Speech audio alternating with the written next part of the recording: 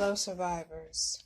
How are you doing? If this is your first time at my page, I welcome you with open arms, and I hope you're having a blessed and wonderful, prosperous day. Now, listen up. For you have to be careful who's in your circle. You know, you could be, a person with a giving heart, or a person who doesn't want to see nobody suffer and everything. But you have to be careful with that. Too many times I've seen people who are on disability, and the people in their lives, they want to regulate their money. When they ain't got no job, no pot to pee in, no window to throw it out, they're just taking advantage of these people. You know, people are, they like vulnerable people. It's like they search for them.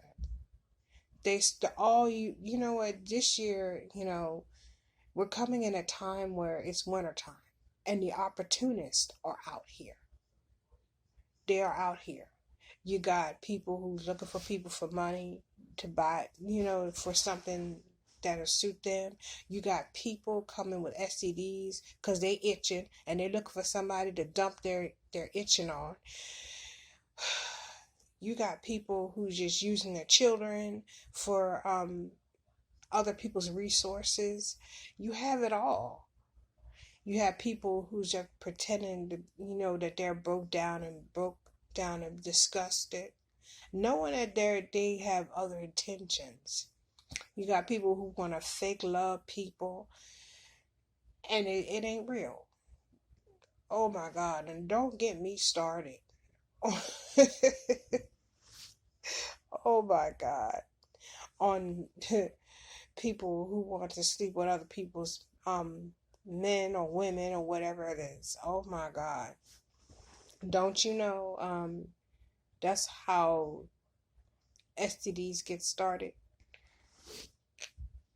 Um I'm not going to go into detail, but that's going to be another segment, because it's really deep when I looked into I'm staying abstinent until the day I get married. It's really deep, y'all. And I just pray that you have a better day than what you've been having. Um, another thing, continuing with the narcissistic ways. When I said that you have narcissistic people, knowing that their children are mean and evil, and as soon as to other people's children, as soon as other people's children dish things out, they're ready to fight the other parent. Like, I have a good example. The ex-narc's mother-in-law was pissed off with me when, after he done cheated on me, made a whole bunch of babies on me, that I had to get mine. I had to get mine. We wasn't even together at the time, and I was tired of being mistreated, cheated on, and having the cousin throw that into my face. So yeah, I did. Before I divorced them, and I was tired. I was freaking tired. Okay? Then another time, and then this is another thing. They want to kill you. They seriously want to kill you. I'll never forget when I was pregnant with my son, that she had me fill out an application for a $10,000 life insurance policy. Now my baby was breech, and he was not trying to turn for the world and whatever. And he would, he would be cheating on me, leaving me home all by myself while I'm pregnant. But then he used to work at Popeyes. So when he got off of Popeyes, he used to get all this chicken and go take it to his cousin's house. Everything he did was for his cousin. And here I am starving, pregnant with your child. Then I was in and out of the hospital, and the last time I was in the hospital, they were like, well, if you keep swelling like this, because I had pre-eclampsia, and he was like, well, if you keep coming back, we're gonna have to induce your labor and just take the baby. So I didn't want that. So it was time for me to have him, because I was getting really, really sick. So then I go to the hospital, and I'm like, I'm not even in pain. I'm in there for 14 hours. And they were trying to, induce my labor, and they couldn't do it. And he just wouldn't come. And it was just horrible. Then they put something in my IV.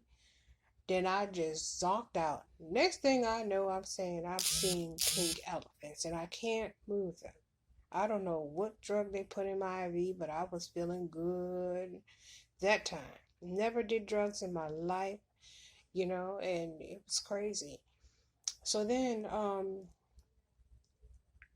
I goes into, I don't know what happened. All I know is I went into a seizure. And me and my son, our heart rate had dropped. So they had to rush me down there to get an emergency C-section and everything. And the doctor came out and said, it's between me and the baby. Now, mind you, remember the $10,000 insurance policy. The ex-narc's mother said, save the baby. My mom says, save my child. She can always get another baby. Well, me and my son, we made it. But before then, the doctor just kept putting the oxygen on me. I just said, just let me go. Please just let me go. Nope. That didn't happen. That did not happen. And I tell you, that's a shame. When stuff like that want to skip you. Nope. I guess God said he has some work for me to do, and I'm going to do it. I choose to do the work for the Lord. And yet again, when I was getting money, she tried to regulate. She tried to regulate how I spend it, what I spend it on, knowing she get money herself. It was just crazy. I was married to her son. She was like, well, she was bragging to her friends, I don't let them sleep in the room, and they're married. And she was shacking up herself. Then I told, she had a little girl she adopted, and I said, you know what? Save yourself for marriage. That belongs to your husband. And as she looked at her, even if you're married, that don't even belong to him. I said, you know what? This is a Jezebel spirit I'm dealing with right here. So she likes to ruin a lot of relationships. And another thing she loved to have his exes stay with her. She loved to have his exes, all his exes, stay with her. It didn't make no sense. It's just to cause trouble. Just to cause trouble. I've heard so many stories how he would have a girlfriend, and she would invite all the exes, and they'd be clowning the poor girl in front of her. She'd be crying, and she'd be in the house laughing and giggling because they about ready to fight. She's the ringleader of it all. The ringleader of the circus. Then it's a lot. She's a lot skeptical. She's very, very conniving, and From what I learned, it just that don't make no sense. Then one day, she was in an argument with her boyfriend, and I was pregnant with my second son, and I was thirsty for some reason. Um, Something told me to get up and go downstairs. I go downstairs and I see all these candles in a spell book open.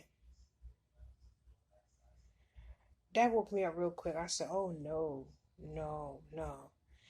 And then, like, I would see the shadow with this man in a hat. I didn't know what it was. And then she adopted another girl and she said the same thing. She saw a man in a hat. Okay. Um, as I went upstairs and I went to sleep, I came back, all that stuff was cleared up and cleaned up or whatever. Now, as I got older, I realized that that spirit with the hat was the hat man spirit.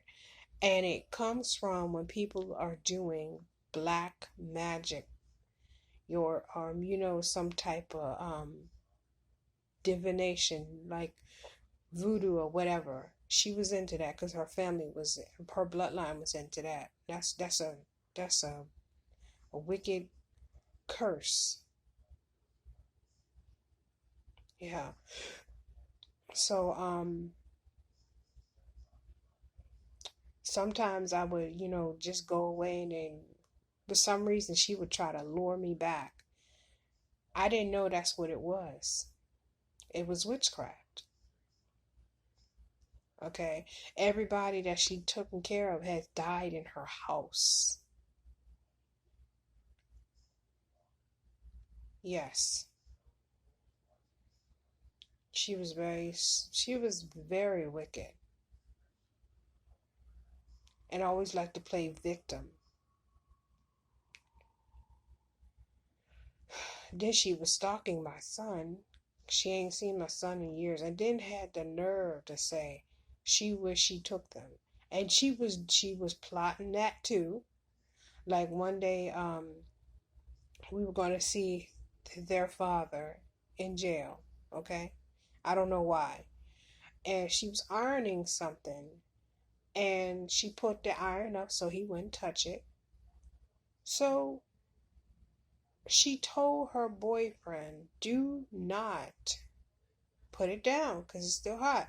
He didn't listen, and my son burned his arm. Okay.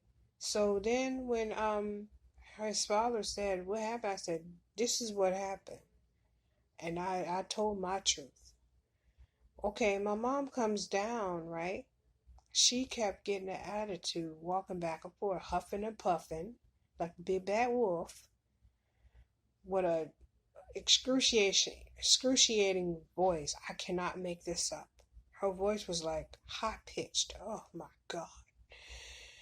Then the next day she left for, maybe a couple of hours, and she was up to something. Okay, then she comes back and said, come on, let's go get some ice cream. Let's go to the buffet, whatever. So we go. Come back. There is a card for me.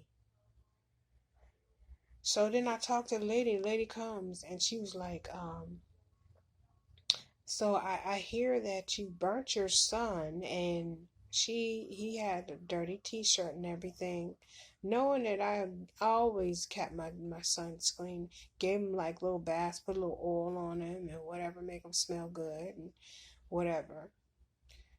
So she happens to give him a popsicle, and he had wasted some juice on his clothes. You know how kids are, after I cleaned him up. Then she lied and said he had a dirty t-shirt, and I burnt him and all this other stuff, and it was a lie. And then she tried to say she was my mom. That's how crazy she was. Just to get my sons from me. Then one day she She said something that was so crazy. We, she's like, well, you and my son have something very special that I will never have. I will never forget that. I'm like, what is she talking about? Mm. It was just a lot. It was a lot. And I hope this helps someone. If this really helped you, just subscribe. You have any questions? My email is AnnettaDewitt8 at gmail.com. Again, it's AnnettaDewitt8 at gmail.com. Um, thank you. If leave a comment down below and have a great day.